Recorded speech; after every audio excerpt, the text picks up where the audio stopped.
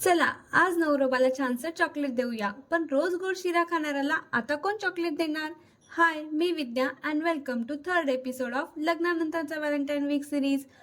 तर रोज गोड शिरा खाणाऱ्याला आता कोण चॉकलेट देणार असे म्हणणारे आपण कधी चॉकलेटच्या आवडीपासून ते साध्या शिऱ्याच्या गोडीपर्यंत पोहोचतो ना, हे आपल्याला कळत नाही.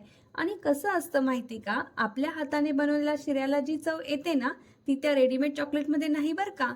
तसं नेहमी खाणाऱ्या कॉस्टली चॉकलेटपेक्षा कधीतरी साजूक तुपातील शिरा खाणे हेही हेल्दीच नाही का? मग आता रोज गोड गोड शिरा खाणाऱ्याला चॉकलेट देण्यापेक्षा हे जे दोन चॉकलेट आहेत ना, ते छान हेल्दी बनवायचे हे मी ठरवलं. आणि ऐकताय ना, चॉकलेटच्या आवडीपासून ते शिऱ्याच्या गोडीपर्यंत आम्ही पोहोचलोय असं आता म्हणायला काहीच हरकत नाही बरं का. आणि हो, तुमचं काय, तुम्ही पण पोहोचलाय का? ते तर नक्कीच कमेंटमध्ये कळवा. चला तर मग भेटूया नेक्स्ट एपिसोडमध्ये. तोपर्यंत स्टे ट्यून टू लग्नानंतरचा Valentine week series. Bye bye.